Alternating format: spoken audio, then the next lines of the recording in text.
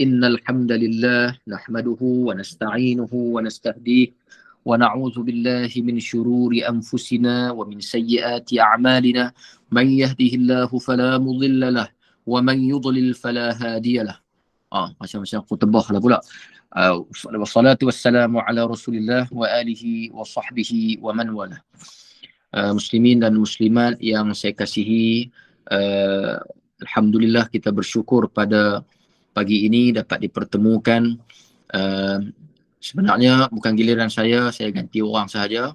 Jadi insya-Allah ada rezeki juga, kadang-kadang selang sebulan sekali ke 2 bulan sekali saya jumpa juga yang pagi, sebelah pagi.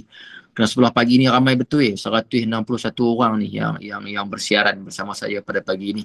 Jadi kita sebagaimana biasa, kita hadiahkan Al-Fatihah, kita hadiahkan Yasin, kita hadiahkan apa yang kita tasbihkan, apa yang kita tahlilkan, apa yang kita tahmidkan kepada mereka-mereka yang telah pergi meninggalkan kita. Sebagaimana permulaan tadi saya sebutkan, kita tidak mesti menghadiahkan bacaan ini hanya kepada mereka yang telah pergi meninggalkan kita. Kita boleh sahaja mendoakan, memberikan hadiah pahala ini kepada mereka yang masih hidup, terutama kepada kedua ibu dan ayah kita. Sebab itu kita sebut dalam doa, Tuhan nak kita sedar bahawa doa kepada mak dan ayah kita ini ialah supaya kita sedar. Doa itu kita diminta menyebut Allahumma ghfirli dhunubi wa liwalidayya warhamhuma kama rabbayani saghira. Sebagaimana mereka bersusah payah jaga aku ketika kami masih kecil.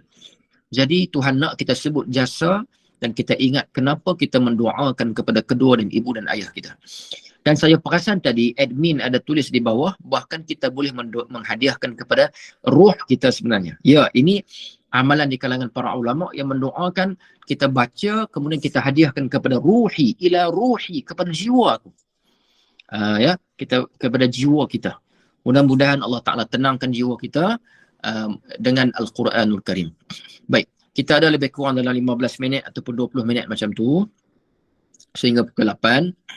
Pagi ni saya nak bawa satu hadis Nabi, dan hadis ini ada dalam Al-Arba'in An-Nawawi. Arba'in Nawawi. Arba'in An-Nawawi ini dia apa Arba'in Nawawi? Hadis 40 yang disusun oleh Imam Nawawi. Menghimpunkan hadis-hadis yang penting dan kemudiannya dia merupakan qawaid kepada agama kita. Sebab itu banyak orang yang baca Arba'in, maka dia akan mendapati khulasah kepada qawaid kehidupan, kaedah-kaedah nak hidup selamat dalam kehidupan kita. Jadi saya nak bawa satu petikan hadis yang disebut dalam Arba'in Nawawi dan juga hadis-hadis yang lain, dalam kitab-kitab hadis yang lain, iaitu min husnil islamil mar'i tarkuhu ma la ya'nih. Nanti saya sebut pasal apa saya bawa hadis ni. Sekali lagi saya ulang, min husnil islamil mar'i tarkuhu ma la ya'nih. Di antara min husni, kebaikan, tanda eloknya, tanda baiknya, tanda cantiknya Islam seseorang itu, tarkuhu, meninggalkan olehnya apa? Tarkuhu ma la ya'nih, sesuatu yang tak ada langsung kena mengena dengan diri dia. Yang tak ada kena mengena, langsung kita tak payah sentuh, kita tak payah hurai, kita tak payah fikir, dan tak perlu kita bawa cerita tersebut apatah lagi kepada orang-orang lain. Ini di antara kepentingan untuk kita hidup aman dan bahagia. Kenapa saya bawa hadis ini? Kerana lately lah, tercakap orang putih pula. Mutaakhir ini kita di media, kita lihat di medsos, ya, media sosial, ringkasannya medsos, di Instagram ke, di Facebook ke. Sebab hari ini semua lapisan masyarakat, saya kira kalau 60-70 macam tu, ada dah, boleh lagi main Facebook, boleh lagi dia ada akaun Instagram pun ada. Twitter, TikTok tu saya tak pastilah. Ibu-ibu yang di dalam grup ini ada tak yang ada TikTok? Ada kan? Cuma tak mau mengaku kan. Baik, tak apa, ada TikTok tak salah. Cuma apa yang kita nak share di TikTok itu. Bahkan kita kena aktifkan media sosial kita sekiranya kita ini boleh berperanan. Baik, apa yang saya nak sebut tadi, kita tengok di media sosial hari ini, benda perkara-perkara yang tak ada kena mengena dengan kita, tapi kita cuba juga nak huraikan, nak sentuh, nak komen. Menyebabkan kita ini akan melihat dua perkara. Yang pertama, sisi kekurangan manusia. Dah kita nak ambil tahu hai orang. Nanti kita sebut apa yang kita boleh ambil tahu. Baik, saya sebut dululah, siap-siap. Yang kita boleh ambil tahu ini, yang pertama, memberi manfaat untuk diri kita. Itu pun kalau pasti. Yang kita ambil tahu itu untuk kebaikan diri kita. Yang kedua, untuk kebaikan orang yang terkena musibah itu. Ataupun orang yang terlibat di dalam percakapan manusia itu. Ataupun memberi manfaat kepada muslimin dan muslimat yang lain. Ya. Yang ni, yang pertama kita pun tak pasti betul ke tak betul. Sekalipun pasti, kita tak tahu detail masalah. Kerana kita ni orang luar. Kita orang luar. Kita kadang-kadang tengok ada satu keluarga yang kadang-kadang mungkin amalan Islam dia tidak lengkap sepenuhnya lagi. Misalnya dia tu Pak Lebay, Pak Haji, pergi masjid hari-hari, pergi surau hari-hari, ikut kuliah, ikut pengajian, tapi isteri mungkin pakai tudung, tak pakai tudung lagi. Kalau keluar ke pekan, ke bandar, kadang-kadang tu dia rambut macam tu kan. Kita di luar ni, kan, bercakap macam-macam, itu Pak Lebay tu, Pak Haji tu, harap je kerap ke masjid, isteri tak pandai nak tegur. Betul ke dia tak tegur? Saya nak tanya, betul ke dia tak tegur? Kita tak tahu struggle mana dia usaha untuk ubah. Pelan-pelan, entah dulu, sekarang boleh pakai baju kurung, tudung tak pakai lagi. Hasil usaha dia boleh setakat tu. Kita ini orang luar. Kita ini watak luar. Kita tak berjuang sebagaimana dia dan kita tak tahu. Bila kita tak tahu, kita suka buat kesimpulan di luar. Ya, kita seolah-olah kita juga terlibat dalam perkara itu. Dan inilah yang disebut sebagai mengumpat. Yang Nabi SAW dalam Quran ini sebut, kamu telah memakan daging saudara kamu sendiri. Baru-baru ni kita tengok di media sosial bising isu apa? Isu, saya ingat ini bukan kali pertama, kali keberapa kita dah tak tahu. Saya nak sebut pun semua pakat tahulah.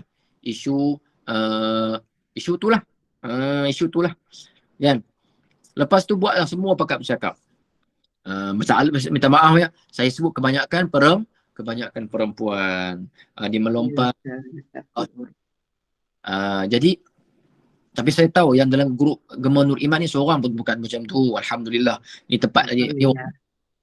Kita macam ni. Kita kod mana pun, orang Kedah kata, kod mana pun kita bukanlah orang yang terpaling tahu.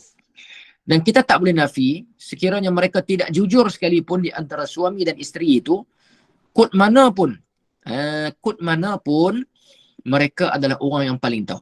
Kerana mereka terlibat dan itu adalah dalam ruang lingkup keluarga mereka. Kita ini tetaplah orang luar. Kita bukan orang dalam. Simpanan pun bukan. Jadi sebab itu kita tak boleh menghuraikan lebih. Kita tak boleh buat kesimpulan lebih. Ya. Maka hadis Nabi tadi minta supaya kita tinggallah. Kerana dia bukan bisnes kita. Dia bukan urusan kita.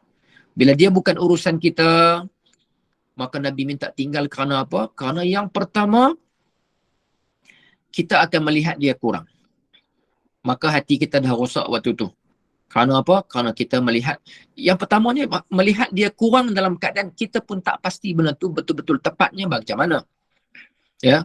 Yang kedua, kalaulah kita share satu benda yang lain, melihat dia lebih dalam urusan dunia. Kalau urusan akhirat silakan share. Tak ada masalah, kerana Nabi SAW kata dalam urusan dunia, lihatlah mereka yang di atas.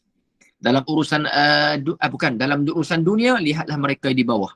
Dalam urusan akhirat, lihatlah mereka yang di atas. Kena kecewa, kena cemburu kalau orang tu solatnya banyak, pergi masjid setiap hari, kuliahnya tak tinggal. Kita ini tak boleh nak istiqamah macam dia. Lihat orang yang akhiratnya begitu. Baik. Jadi sebab itu Nabi SAW pesan, kalau nak jadi Islam kamu ni cantik, tinggalkan perkara yang tidak ada kena mengena dengan kamu. Keterlibatan kita tidak mengubah apa-apa keadaan. Keterlibatan kita tidak memberikan apa-apa kebaikan hatta diri kita. Keterlibatan kita sebenarnya tidak memberi impak kepada masyarakat apa-apa. Bahkan mengeruhkan suasana. Kalaulah mereka dalam keadaan fasa bergaduh, dengan campur tangan orang luar yang ramai boleh menyebabkan makin teruk rumah tangga. Padahal mereka boleh saja bersatu semula. Jika suasana baik, jika kondisinya makin bertambah elok. Sebab itu disunatkan, bukan diminta, pasangan suami isteri yang bercerai dengan talak raj'i, duduk satu rumah, jangan keluar. Tapi dia ada syarat lah dalam mazhab kita. Syaratnya kena ada sekurang-kurangnya lelaki yang mumayyiz. Maknanya budak yang mumayyiz. Anak kita lah tu. Anak dia yang sekurang-kurangnya mumayyiz. Supaya tak jadi khuluwah. Jadi bila tak tidur sekali, dah kerana dah bercerai, yang seorang tidur dalam bilik lain, yang seorang lagi tidur di bilik lain. Maka dia orang pun berfikir banyak. Dah dulu hari-hari tidur sekali, kali ni tidur asing. Rasa macam tak ada benda yang tak kena. Waktu tu mereka boleh fikir. Ya. Tapi kena ingat, kalau tak ada budak yang mumayyiz, maka tak boleh duduk satu rumah. Tapi siapa yang nak kena keluar? Orang Melayu kita, dia hantar anak isteri dia tu, yang diceraikan tu balik rumah mak ayah dia. Dia suruh pula perempuan tu keluar. Yang sebenarnya dia yang kena keluar. Kerana dalam iddah, yang pertama nak kena jaga nafkah. Masih lagi nafkah di bawah tanggungan suami. Sebab itu perempuan yang dalam iddah, dia nak pergi mana-mana. Ini iddah apa? Iddah cerai. Dia nak pergi mana-mana, dia kena minta izin. Dia kena minta izin suami. Yang kedua, rumah tempat tinggal. Dia masih lagi di bawah tanggungan saraan si suami itu. Duduk sekali. Ya. Jadi nanti boleh pergi bincang balik di hadapan qadhi, di hadapan pegawai agama, bincang balik. Nak cerai juga? Tak apalah. Kan? Setelah mana dia orang berfikir habis, nak bercerai juga, tak apa.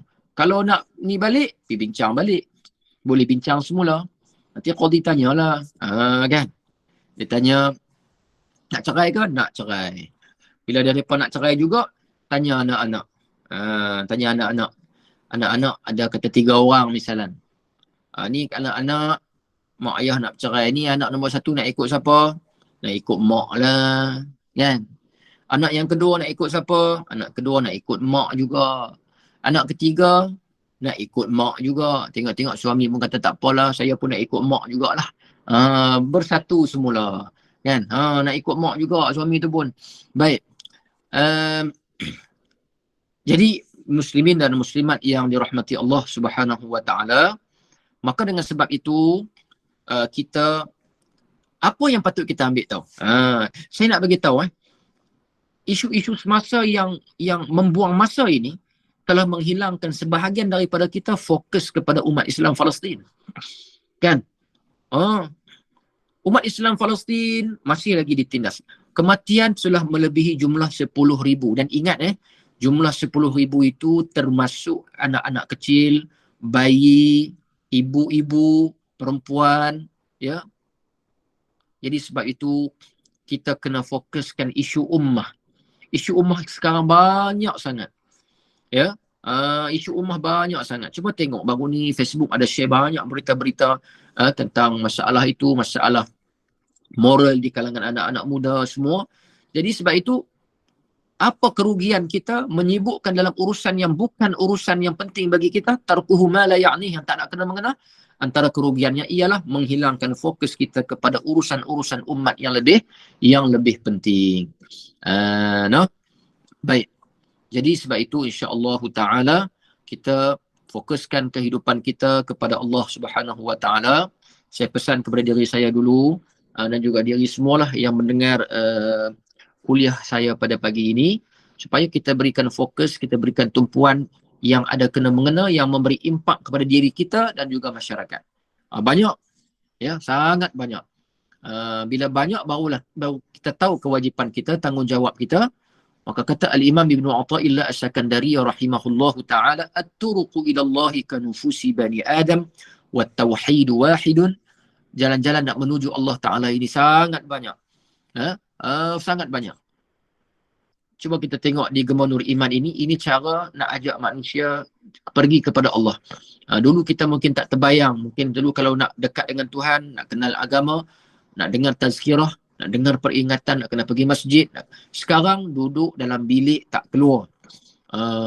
Gemar Nur Iman sudah menyediakan satu platform, satu ruang untuk sama-sama pagi-pagi, tak perlu keluar, berkurang dalam bilik, sekurang-kurangnya dia tak main phone, dia tak baca berita-berita yang gosip, dia tak mengumpat orang di WhatsApp. Untuk 1 jam lebih ini, setiap pagi, maka dah boleh seolah-olah Gemar Nur Iman ini telah menyelamatkan sebahagian daripada manusia untuk melakukan perkara yang lara. Kan? Sebab itu ada satu tariqah sufiyah, dia tak dah menganjurkan semayang sunat, tak. Dia tak anjurkan puasa sunat, tak. Dia amalan dia satu je, minta jangan buat dosa langsung. Cuba jangan buat dosa.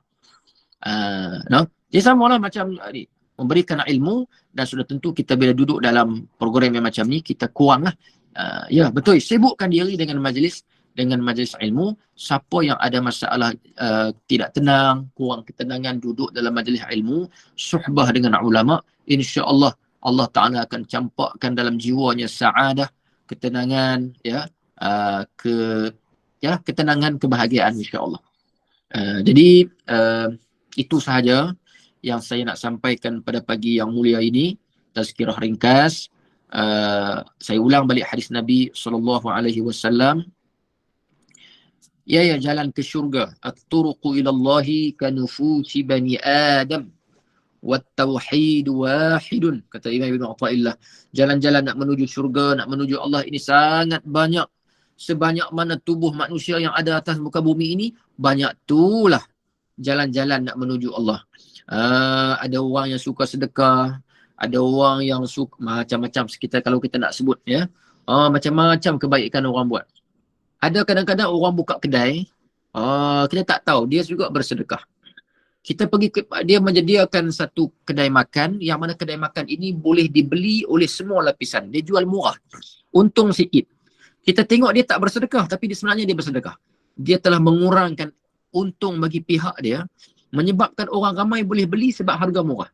Orang yang budak-budak boleh beli, orang yang kerja biasa, yang gaji sikit, yang gaji tak banyak, ya, boleh beli dengan harga yang murah. Itu juga sebenarnya cara untuk memberikan kebaikan. Saya cuma nak bagi nampak wajah kebaikan, banyak sebenarnya. Ya, banyak sangat wajah-wajah kebaikan untuk kita laksanakan. Jadi kalau kita nak fikir wajah kebaikan ini, apa yang kita boleh buat, maka jangan sibukkan diri dalam urusan yang bukan urusan kita. Baik. InsyaAllah. Jadi cukup sekadar itu pertemuan kita pada pagi yang mulia ini, dan saya doakan semualah yang mengikuti ataupun seluruh warga Gemar Nur Iman dirahmati Allah, diampuni Allah, diberikan taufik, bimbingan, hidayah. Hidayah ni ialah kesedaran. Taufik ini Tuhan bimbing kita apa yang kita nak kena buat, apa yang sepatutnya kita buat, prioriti diutamakan. Itu semua di dalam bimbingan Allah Subhanahu wa taala. Jadi saya sudahi tazkirah ringkas saya pada pagi ini dengan aqulu qauli hadza wastaghfirullahal azim li wa lakum. Saya serahkan balik kepada puan moderator majlis, dipersilakan. Alhamdulillah. Amin, Allahumma amin. Jazakallah khairan kasiran kepada yang berbahagia Al-Fadil Ustaz Abdul Hadi bin Johari yang telah pun selesai kuliah subuh kita dengan membimbing kita bacaan Yasin, tahlil, doa dan tazkirah sebentar tadi. Moga para almarhum, almarhumah dicucur rahmat, lindungi daripada azab kubur dan ujiannya serta jauh dari azab neraka. Jadikan kubur-kubur para arwah sebagai salah satu daripada taman-taman syurga Allah. Amin ya Rabbil Alamin. Syukran jazilan juga atas perkongsian ilmu yang ringkas dengan petikan hadis Nabi, iaitu tanda baik Islam seseorang itu meninggalkan olehnya sesuatu yang tidak mengena dengan orang lain. Pastikan ia memberi manfaat, hibahan untuk diri dan juga kepada yang terlibat. Jadi kita janganlah seperti apa Ustaz beritahu tadi, jangan menyibuk dengan urusan orang lain, fokus kepada urusan kita dengan Allah. Mudah-mudahan apa yang disampaikan bermanfaat, ibrah, peringatan sebagai panduan dalam kita mengharungi kehidupan kita untuk menuju ke syurga Allah. Amin ya rabbal alamin. Amin. Amin. Terima kasih kepada tim Gemenur Iman yang menyediakan platform kuliah kita pada hari ini, dan juga kepada muslimin muslimat, kepada keluarga almarhumah yang telah pun mengimarahkan kuliah subuh pada pagi ini. Moga Allah terus beri kita kelebihan di sebalik kekurangan kita. Allah berikan kekuatan di sebalik kelemahan, dan moga Allah jadikan hari ini penuh dengan rahmat dan ampunan. Bimbing kita dalam setiap langkah agar kita selalu berada dalam kebaikan dan lindungan Allah Subhanahu Wa Taala dimanapun kita berada di bumi Allah pada ketika ini. Amin. Amin ya rabbal alamin. Untuk makluman para muslimin muslimat, kuliah duha kita sebentar lagi, lebih kurang setengah jam dari sekarang, kita akan bersama dengan Al-Fadil Imam Muhammad Nazri Haji Mustaqim, Imam Masjid Negara, untuk tadabbur surah Ali Imran. Jadi sekiranya ada kesempatan dan ruang, teruskan bersama di Google Meet Gemenur Iman untuk kuliah duha sebentar lagi. Kepada para jemaah yang ada urusan, mudah-mudahan Allah permudahkan segalanya walaupun kita berada di mana ini. Dan sebagai penutup kuliah, sekali lagi dipersilakan Al-Fadil Ustaz Abdul Hadi bin Johari untuk membimbing kita bacaan tasbih kafarah menutup kuliah dengan surah Al-As. Dan saya sudahi dengan wabillahi taufiq. Wassalamualaikum warahmatullahi wabarakatuh. Bismillahirrahmanirrahim. Subhanakallahumma wa bihamdika nashhadu an la ilaha illa nastaghfiruka wa natubu ilaik. Bismillahirrahmanirrahim. Wal 'asri innal insana lafi khusr illa alladhina amanu wa 'amilus solihat wa tawasaw bil haqqi wa tawasaw bis sabr.